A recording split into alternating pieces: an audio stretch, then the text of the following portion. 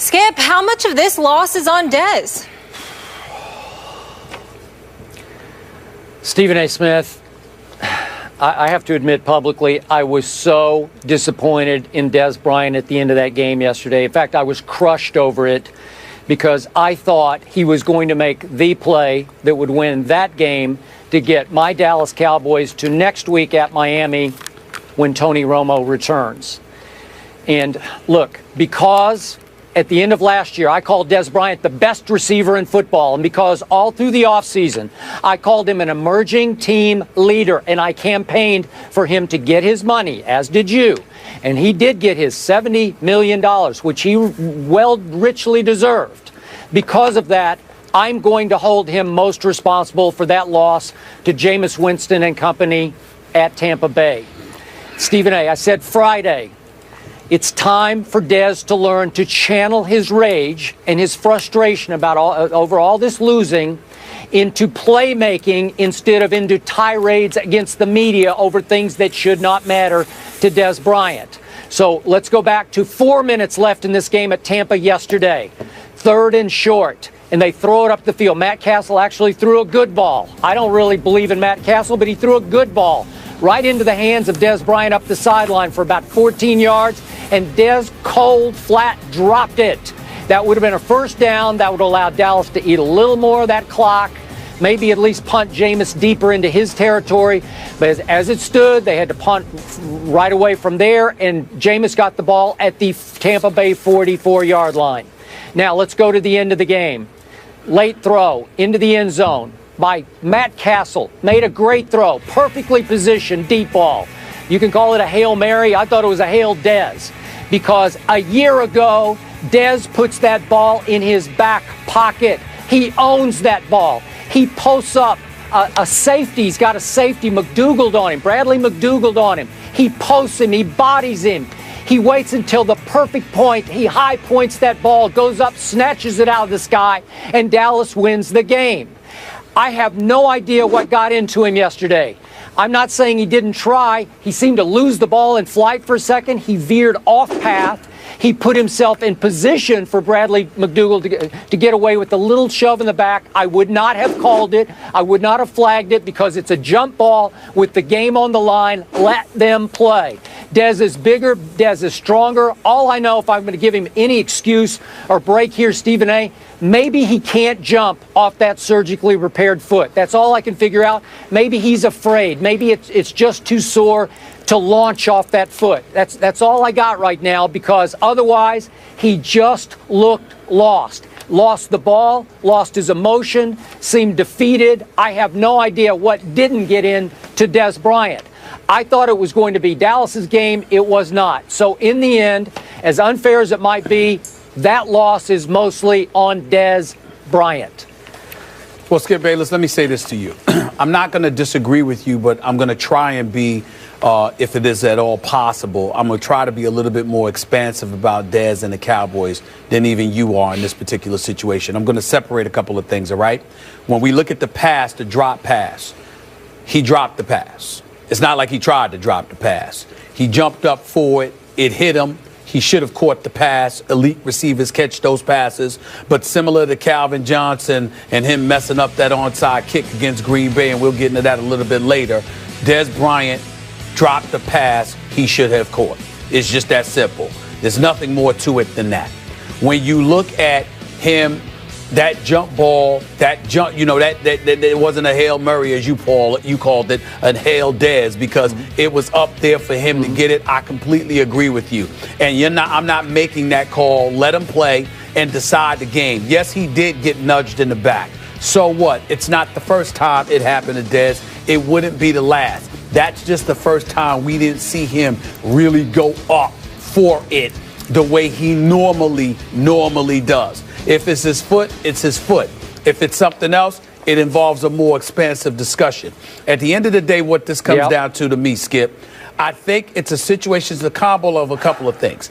I think the drop pass may have elevated his level of frustration that was already brewing due to the multitude of things that have involved not just him, but the Dallas Cowboys throughout this season and throughout this losing streak that is now the worst since 1989.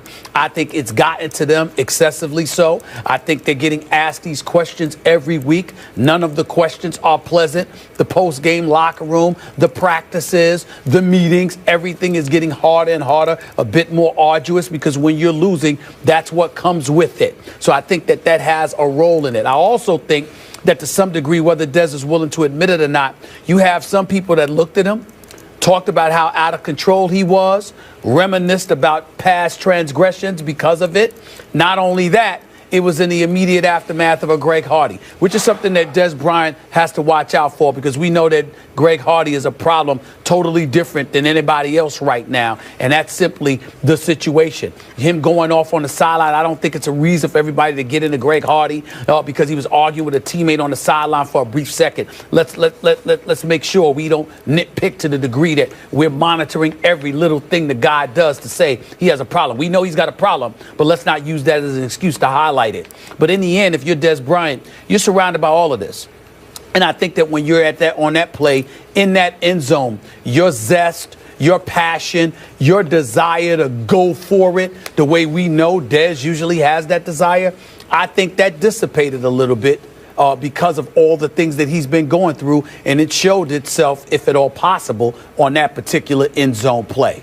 In the end, so because of that, I would look at this game and I would give Dez some responsibility for the loss, which is something that he's willing to stomach.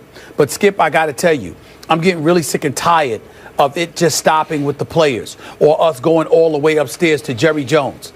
Isn't Jason Garrett a head coach? Isn't a head coach in the National Football League supposed to be able to stop some level of bleeding? They have now lost 7 straight. Skip Bayless, no matter how much I get on Tony Romo, I know Tony Romo is great. I know Tony Romo can play, all right? But tell me you 2-5 without Tony Romo. Tell me you 3-4 without Tony Romo. 0-7? Really? Darren McFadden didn't run the football well yesterday, but he had a 152-yard game. He had a couple to a few 100-plus yard games since Tony Romo has been out. The defense has played better since Tony Romo has been out. Cole Beasley has played well since Tony Romo has been out. Dez Bryant returned since Tony Romo has been out. You're Jason Garrett. You can't find a way to win a couple of these games? I mean, at some point in time, even though he's the ultimate puppet for Jerry Jones because he just echoes verbally whatever Jerry Jones says or tells him to say, doesn't it get to a point where we look at Jason Garrett? Skip Bayless, I didn't realize this. I had totally forgotten about this till yesterday. Do you realize that Jason Garrett was asked by Jerry Jones to fire his own brother and did so? There are plenty of coaches. He did. There are plenty of coaches in the National Football League, Skip Bayless. You come to them to say fire their brother, they'll tell you hell no. You know, you fire me. I'm not doing that, okay? It's not him, it's me. Okay. But, Jason, I mean, at some point, I'm just using that to highlight, at some point, Skip, it ain't just about a play or a player. It is about the supposed leader of the team. It's supposed to be Jason Garrett, the head coach. Oh, you asleep at the wheel totally because Tony Romo is out? Come on, man. Come on now. Somebody got to look at Jason Garrett. I'm sorry. Somebody got to look at him. I blasted Jason Garrett a week ago, and I am completely with you on this. The Dallas Cowboys, my Cowboys, have come close, have been in position to win 6 of those 7 games. And they've lost, at least as you 4, point out, and everybody knows, all 7. Well, I think 6 times they had a chance. They had some fourth quarter chance to win 6 of those games.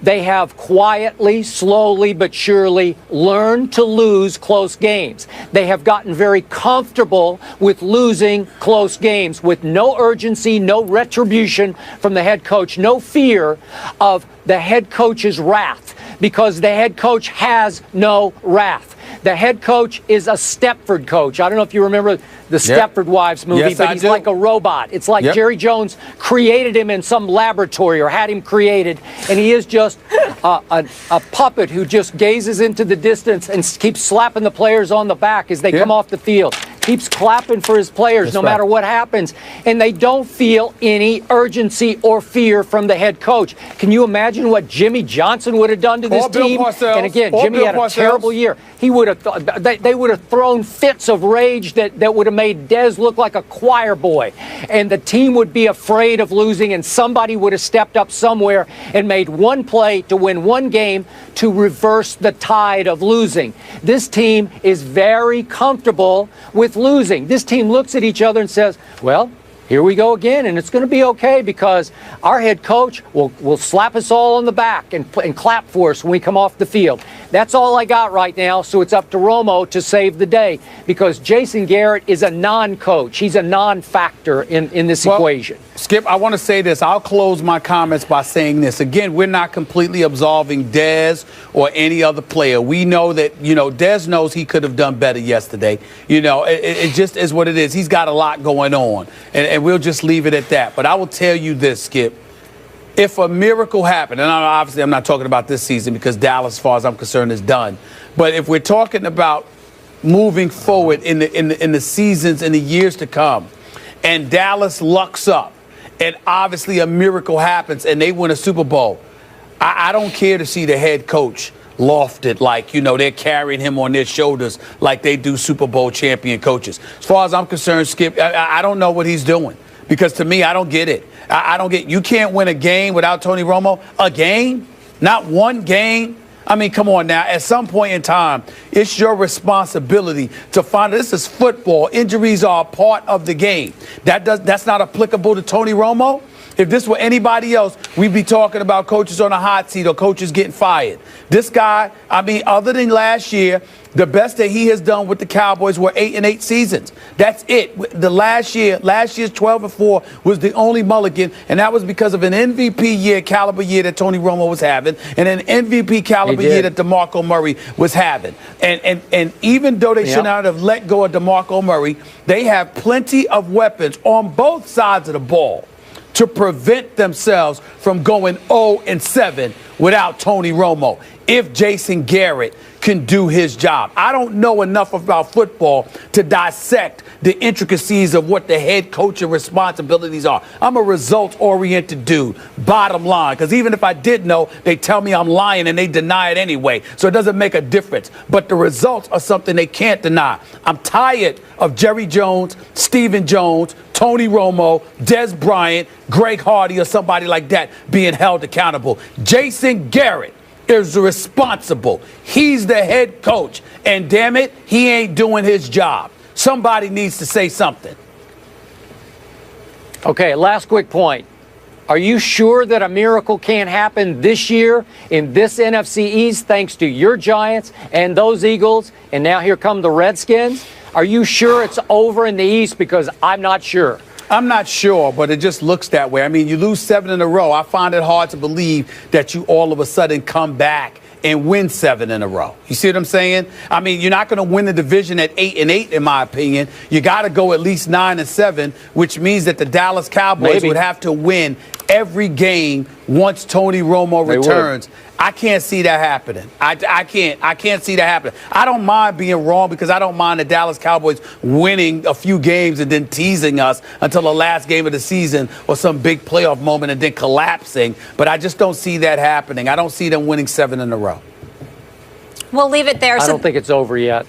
Okay. Skip, we're going to discuss that later. The Cowboys, of course, are the only team in the NFL that haven't had at least one since week 3. And as the guys mentioned, things not going well for the entire division yesterday, except Washington. We'll break down the NFC East later on. I'm really looking forward to that conversation. Up next, it was ugly in Denver, too. It was the worst game in Peyton Manning's career. Let that sink in for a minute. Are we seeing the end of Manning after being benched in Mile High? Don't miss that discussion.